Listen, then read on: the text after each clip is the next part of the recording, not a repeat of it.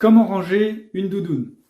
La plupart des fabricants proposent un petit sac de rangement comme celui-ci, mais si vous n'en avez pas, vous pouvez la ranger autrement. Alors, le fait de ranger la doudoune dans la capuche fonctionne moyennement parce que la doudoune est une matière qui glisse un petit peu, mais ça fonctionne. Par contre, encore mieux, si vous avez une poche dans la doudoune, eh bien vous retournez la poche et vous rentrez la doudoune à l'intérieur, mais on va dire à l'envers de la poche. Et en comprimant correctement tout ça, vous avez rangé votre doudoune. Vous pouvez même éventuellement fermer la fermeture éclair un petit peu qui est à l'envers, mais c'est pas nécessaire. Là, vous pouvez la ranger dans votre sac et elle vous gênera pas.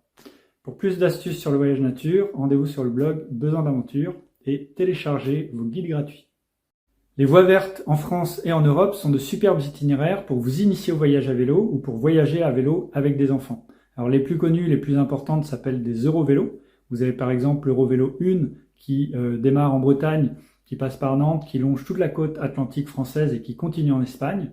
Ou alors l'Eurovélo 6 qui part de Nantes, qui longe la Loire, qui traverse toute la France vers l'est et qui continue en Europe centrale jusqu'en mer Noire. Donc pour trouver ces Eurovélos, rendez-vous sur www.eurovelo.com et ça vous fait déjà une belle source d'inspiration. Vous rêvez de partir voyager à vélo pour vous sentir libre, pour vous dépayser, pour prendre le temps de vivre, mais vous vous posez peut-être plein de questions comme quel est l'itinéraire qu'il faut choisir, est-ce que cet itinéraire sera adapté à mes besoins, à mes envies, à ma capacité, combien de kilomètres faire par jour, quel matériel prévoir, comment préparer mon vélo, au niveau de l'outillage et des réparations, comment je vais m'y prendre.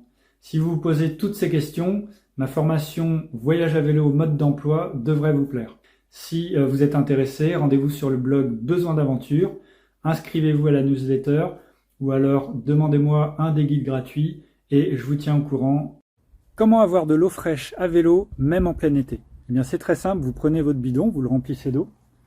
Vous prenez une vieille chaussette que vous coupez dans la partie haute, enfin vous gardez la partie du bas, vous enfilez la chaussette sur votre bidon, vous mouillez la chaussette au niveau d'un point d'eau, qu'elle soit vraiment bien mouillée, bien imprégnée, vous la mettez sur votre porte-bidon et vous roulez. Et là vous allez créer un vrai frigo, l'eau de la chaussette va s'évaporer avec le soleil, va créer du froid et va rafraîchir votre eau à l'intérieur. Je vous conseille d'essayer, c'est impressionnant d'efficacité.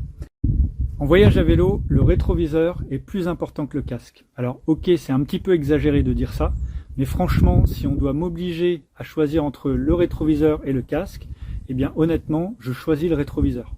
Le rétroviseur, il vous permet de voir tout ce qui arrive derrière vous, les voitures, les camions, et c'est donc très utile notamment sur des grosses routes si vous êtes obligé de temps en temps d'en emprunter. Le danger à vélo en voyage sur les routes, il vient surtout de l'arrière, des véhicules de l'arrière, et je peux vous assurer que ce petit rétroviseur m'a plusieurs fois sauvé la vie lors de mon tour du monde à vélo. Donc je vous conseille vraiment d'installer un petit rétroviseur, c'est pas très cher et c'est très utile pour votre sécurité.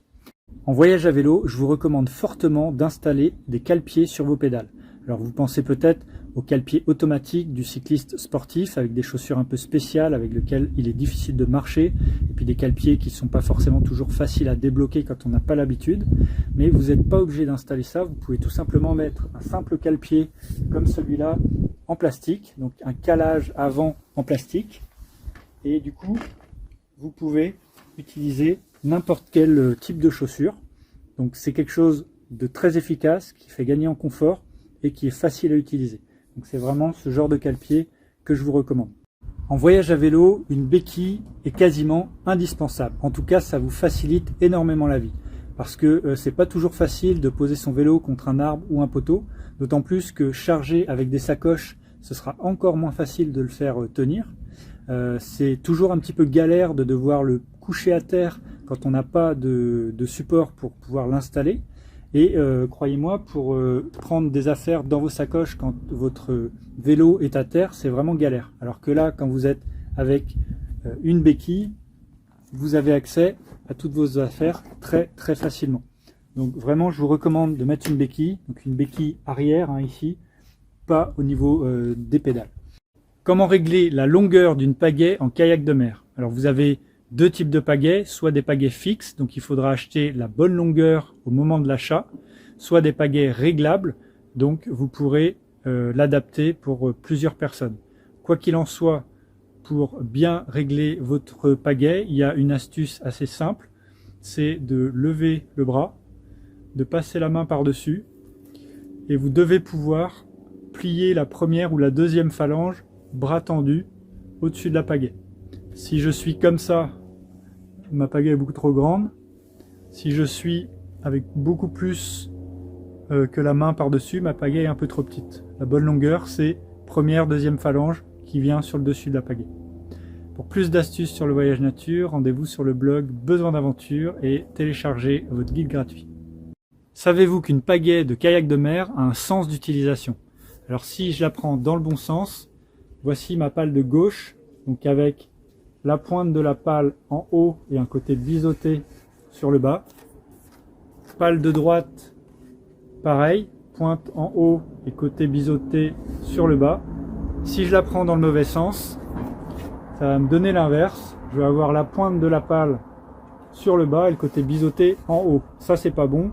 La pale va moins bien travailler. Donc, il faut vous mettre dans le bon sens. Donc, pointe en haut. Et ça marchera beaucoup mieux. Évidemment, dans le mauvais sens, ça marche bien aussi, mais ce sera moins efficace. Pour plus d'astuces sur le voyage nature, rendez-vous sur le blog Besoin d'aventure et téléchargez vos guides gratuits.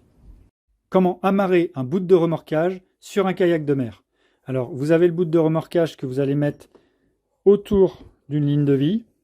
Ici, on est sur l'îloir et donc l'avant du kayak est ici sur la gauche. Donc, avec mon bout de remorquage, je vais prendre le côté courant, le petit côté, et je vais faire une boucle comme ceci par le dessus. Ça va me former un A. Ensuite, je vais passer mon pouce et mon index dans cette boucle-là, et je vais aller chercher par en dessous le petit morceau qui est dans ma main droite.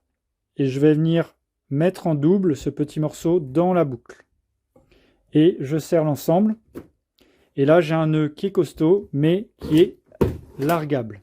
Alors, si vous souhaitez maîtriser tous les nœuds importants pour partir à l'aventure en sécurité, je vous invite à suivre ma formation Les nœuds de l'aventure. Vous la trouverez sur le site besoindaventure.fr. Dans le menu, vous cliquez sur Formation et guide et vous verrez sur cette page la formation Les nœuds de l'aventure. Je vous dis à bientôt.